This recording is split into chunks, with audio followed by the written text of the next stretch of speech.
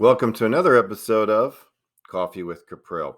So the other day, I'm getting ready to leave town, and I took both cars to get fueled up. Yes, it was very nice. I fueled up Beth's car, even though she wasn't going with me on the trip, and I fueled up mine.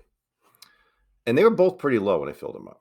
So it cost me a little over $60 to fuel both cars. Now, this is nothing new, right? You probably have done this too. In fact, some of you would have paid a lot more than just that. I think I was paying like $4.20 maybe. All right.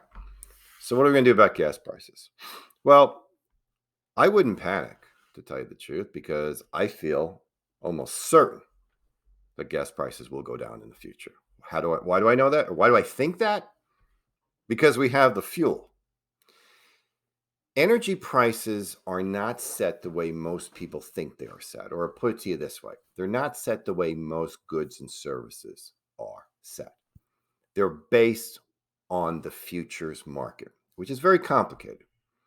But the futures market tries to predict what the price of oil and gasoline will be in the future. And the price is tagged to that. Now, I could go into why that is, but it's more than what you want to know. Here's the reality. While sure, there's always an issue of supply and demand, the reality is we have plenty of supply. But as soon as we started hearing, and this is before the war in Ukraine, as soon as we started hearing negative comments from our leaders about energy, prices started to rise. And then there was action. Now, whether you think there was a good decision or bad decision, that's not relevant here.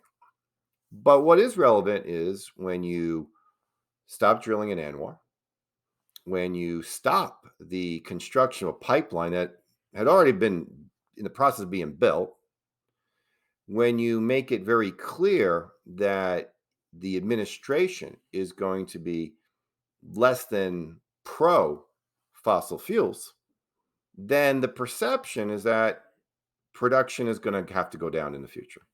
And as a result, prices went up. It was still pretty much the same supply until we had the war, but it was the perception. And therefore, you saw the increase that you saw. Now, if the administration, and again, I'm not trying to be political, just stating a fact, if the administration suddenly became pro energy, pro fossil fuels, and said, you know what, let's do the drilling in Anwar, let's become the world's biggest exporter, let's continue to drill on federal land, let's do it smartly, cleanly, I promise you, prices would come down. You know what? Someday in the future, in my guess, not very long, we're going to have leadership that's saying just that again. Oh, and it'll last for a while. And then someone else will come in and they'll start to believe that, you need to put up windmills. Look, I'm not against quote unquote green energy. I do think personally that the steps that we have taken do more damage than good.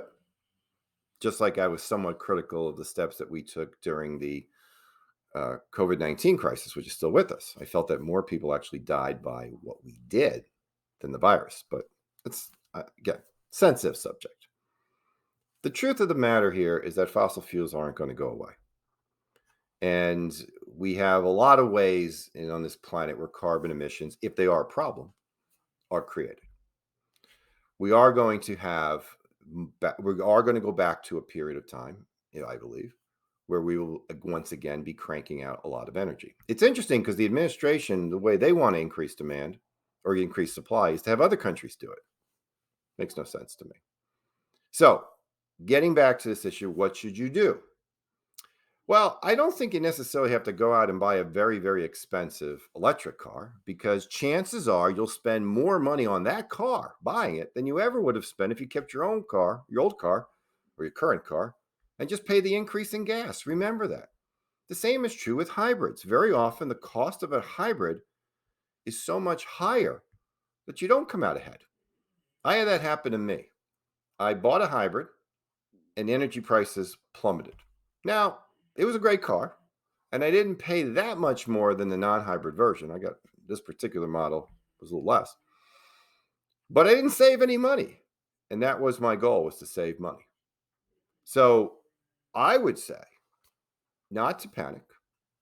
understand that really over the course of your life, the cost of gasoline, when you factor in the cost of other things, hasn't really grown that much out of proportion. It's just highly erratic in how it works. So take that into consideration. If you want to buy a new car for the sake of buying a new car, great. But don't allow at least what we're seeing right now to really concern you overly too much. One last thing. If you are really concerned about the planet and you feel you need to own a car, just understand this. Electrical cars, they're not as environmentally sensitive as you may think. Those lithium batteries, major problem. And you know where the most electricity comes from? Coal burning plants. Just thought I'd point that out. Have a great day. Talk soon. Bye bye.